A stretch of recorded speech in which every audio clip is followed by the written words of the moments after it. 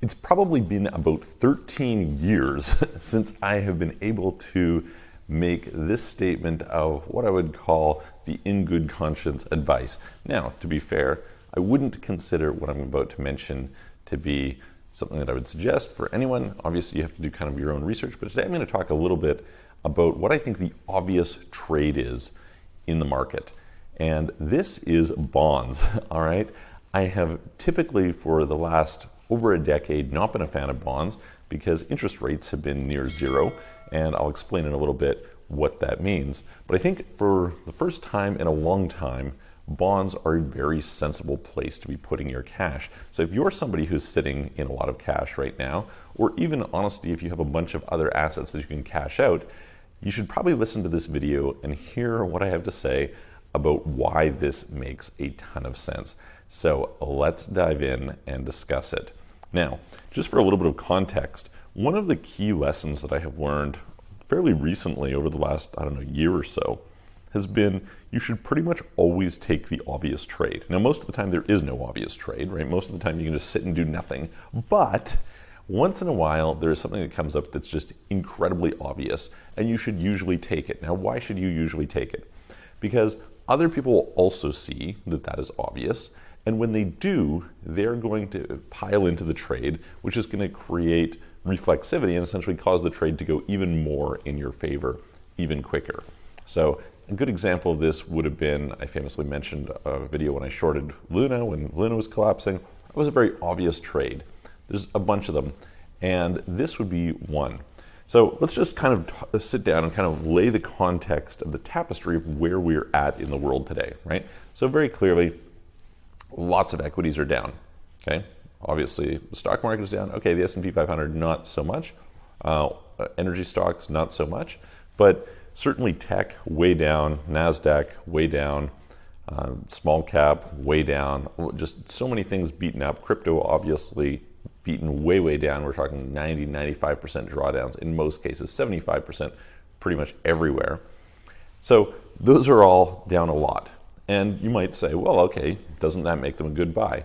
You know, I have been buying small cap, high growth stocks, and have talked a little bit about that and dollar cost averaging in. I don't think it's a good idea to put all your eggs in one basket. Obviously, everybody can kind of choose for themselves, but I definitely wouldn't go all there.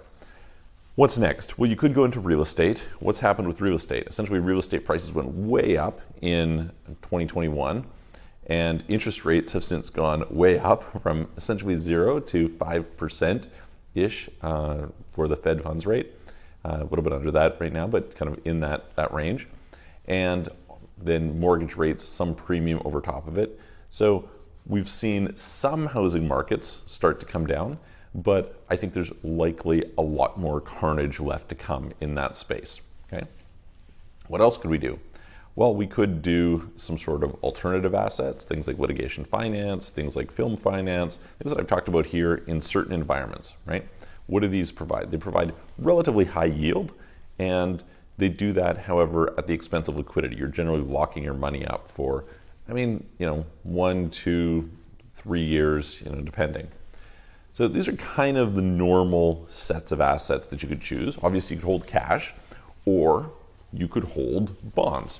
Now, bonds have come down a lot in the last year, and so for people who don't understand what happens, so a bond has some sort of a fixed redemption amount, so let's just say you put in $100,000. The idea is that at the end of the period, you will get your $100,000 back.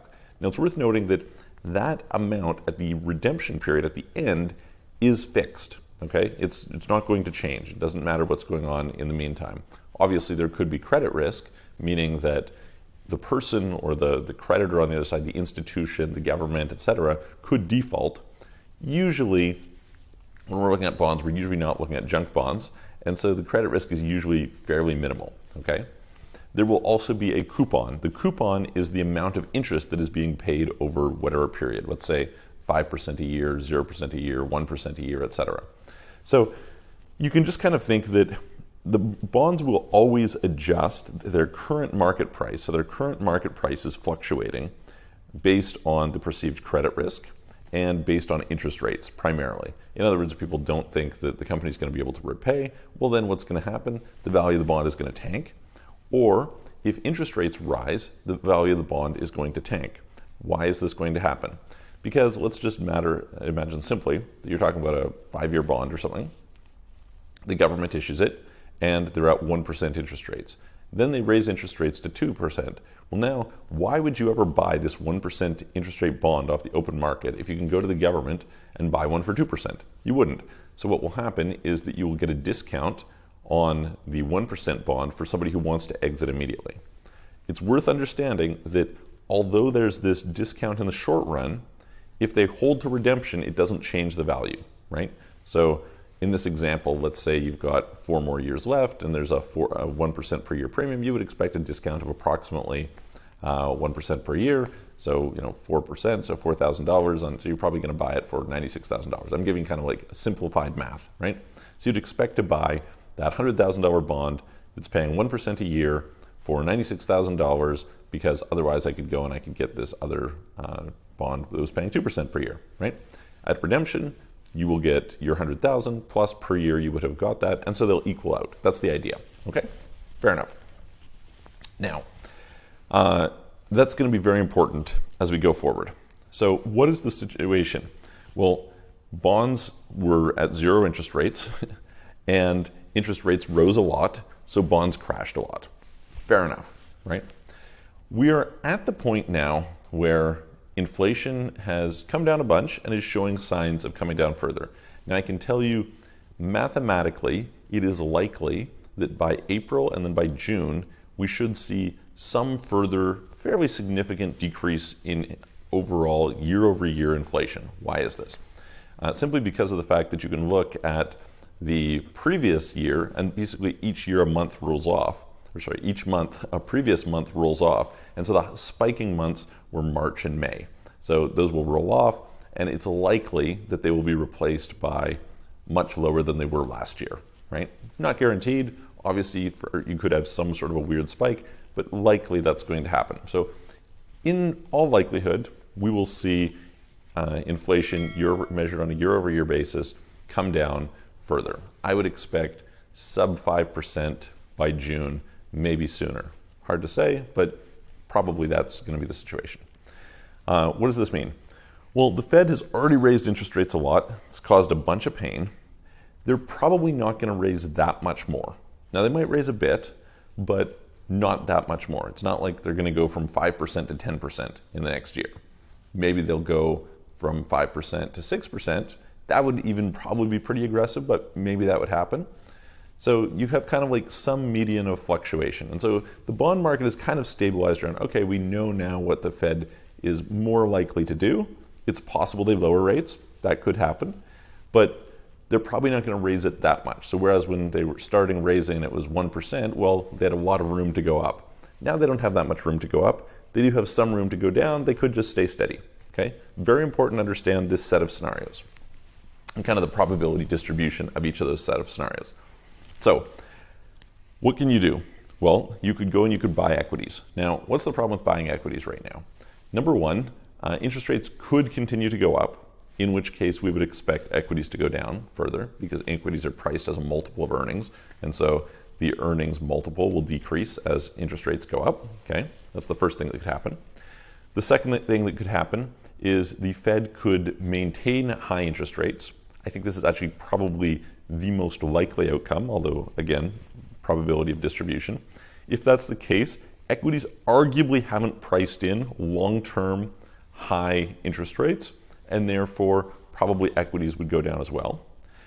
You could have the Fed could drop interest rates, in which case, yes, it's possible equities would go up, all things being equal. However, what would cause them to do that would likely be that there was a fairly significant recession, a fairly significant downturn in the economy, which would tend to cause equities to drop. So there's a high set of probabilities that if you were to go and buy the S&P 500, you could experience downside. You're not likely to experience high upside. Your dividend yield isn't likely to be very high. And there's some reasonable possibility that in the next, let's call it year to 18 months, something like that, that you could see downside in equities. So you're kind of like, all right, well, Is it the best bet for this timing? I'm not saying like if you're buying and holding for 10 years, right? When I'm buying and holding small caps, it's a 10-year time horizon. I'm not worried about what's going to happen the next year, 18 months. I'm thinking about 10 years from now. So over a long period of time, that could happen, right? In fact, by that could happen, I mean, it could go, you could see downside action. So people are kind of like, I don't know if I want to really buy these equities because I'm a bit concerned about the downside potential, right? What's the next thing that could happen? Well, you could go and buy real estate, which probably is going to go down, right? Pretty good chance. So even if you're getting, let's just say, a rental yield of 7%, which would be for most people pretty good in terms of a net rental yield, you're still talking about potentially much more significant capital downside in the current market than that 7%. So it's probably not going to make a lot of sense to do that. Very unlikely that we see a big run in real estate, right? At this point in time, even if real estate was to remain flat, it's very unlikely that it goes down, okay? So then you have cash, and we still have some inflation, right? So let's just kind of consider bonds compared to that. Well, you could buy a bond, and these days you could get 5%, in some cases 7% on like really solid bonds. So let's just think about it.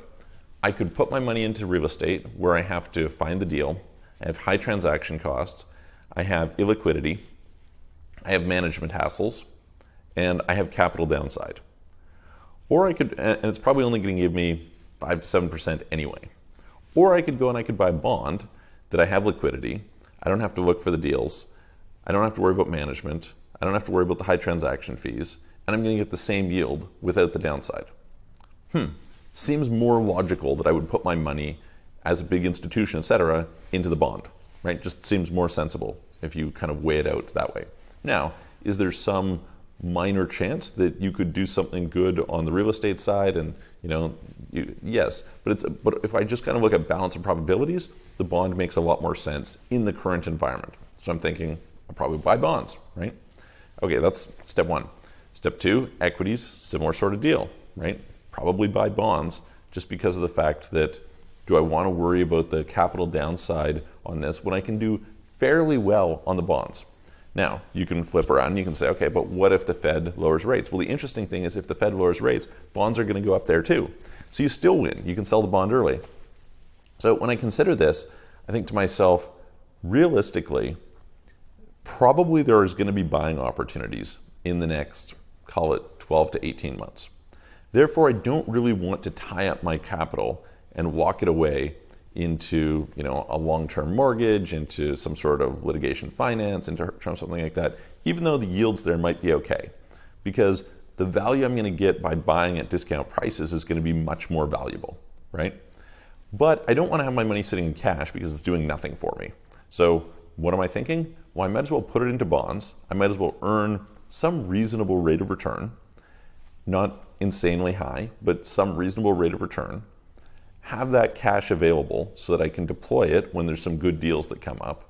And if it turns out it takes a long time for good deals to come up, no big deal. I'm earning yield. If it turns out that deals come up sooner, well then, also no big deal. I always have the liquidity. So at this point in time, from what I can tell, the very obvious trade that I think a lot of major institutions, players who would normally do large-scale real estate investment, REITs, private equity, real estate deals, etc., buying like AAA commercial real estate, are probably going to favor bonds in this environment. So that means money's going to flow into bonds. Then a lot of investors are probably going to look and say, well, comparatively speaking to cash, I'll probably deploy into bonds. That's positive for bonds.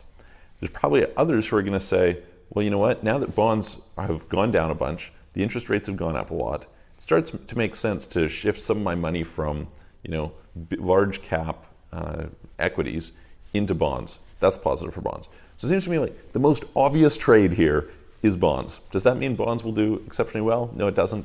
On the other hand, if you're buying a government bond in a major like the US or something like that bond, you're talking about an instrument which essentially has zero credit risk or as close to zero credit risk as you can get. And so worst case scenario, you hold to redemption. So it's extremely low risk, and you have some added benefit that you could get some upside in the meantime, and it certainly puts you in a better position than holding cash. Let me know what you guys think about that. Put it in the comments below. If you have questions, please reach out to us. If you'd like to book a call with me to get further help, you can do so at calendly.com/Michael-Rosman. There's a link in the description below, or send a message through offshorecitizen.net, and I will see you guys on the next video. By the way, don't forget to subscribe and hit the like button. All right, see you soon.